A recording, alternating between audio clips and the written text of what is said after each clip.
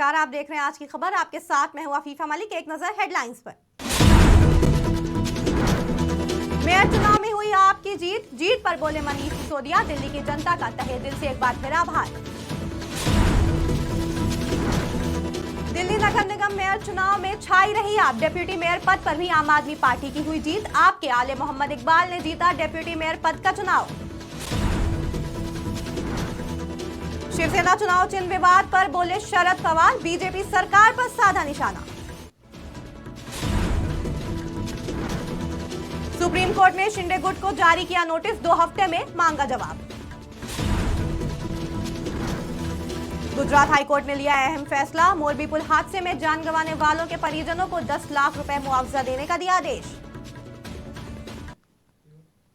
दिल्ली नगर निगम mayor चुनाव को लेकर चल रहा विवाद अब खत्म हो गया है। बुधवार को मेयर का चुनाव संपन्न हो गया। दिल्ली मेयर चुनाव में आम आदमी प्रत्याशी शैली ओबरॉय चुनाव जीत गई हैं। इसी के साथ शैली ओबरॉय आपकी पहली महिला मेयर चुनाव और एमसीडी की नई मेयर बन गई हैं।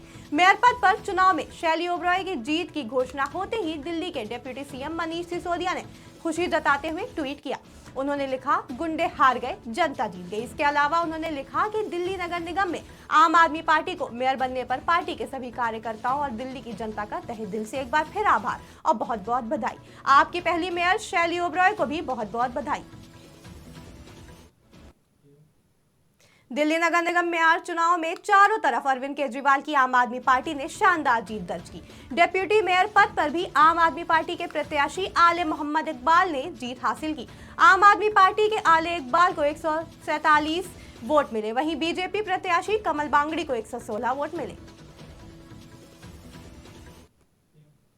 महाराष्ट्र में चल रहा सियासी विवाद भले ही थम गया और शिवसेना का चुनाव चिन्ह भले ही शिंदे गुट को मिल गया हो, लेकिन इस फैसले के चलते महाराष्ट्र में सियासत और गर्म हो गई है। महाराष्ट्र के पूर्व सीएम उद्धव ठाकरे के समर्थन में उतरे एनसीपी चीफ शरद पवार ने भाजपा पर निशाना साधा है। उन्होंने कहा कि एक विचारधारा और पार्टी देश में भाईचारे को खत्म कर रही है। उन्होंने कहा, अटल बिहारी वाजपेयी जब प्रधानमंत्री थे तब देश की संस्था पर इस तरह का हमला नहीं हुआ था।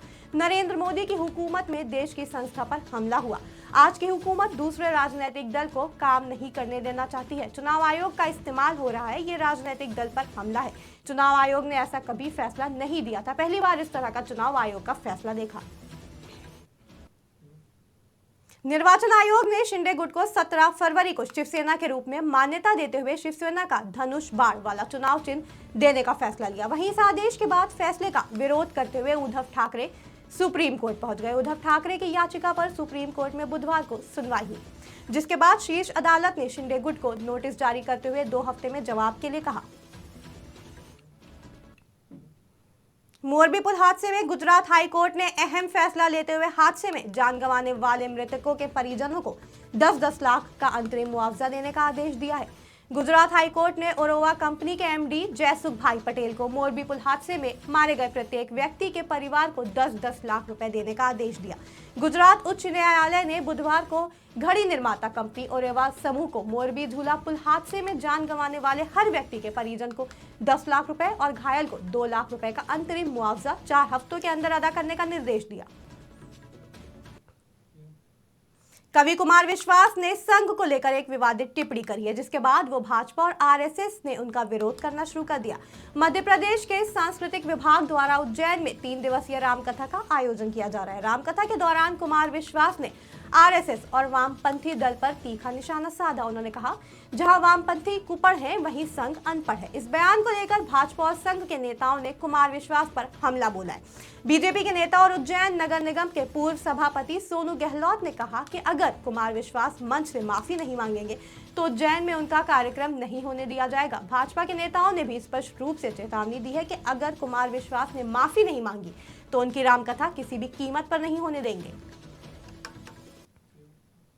फिलहाल खबरों में इतना ही। जुड़े रहें आज की खबर के साथ ताजा तरीन खबरों के लिए।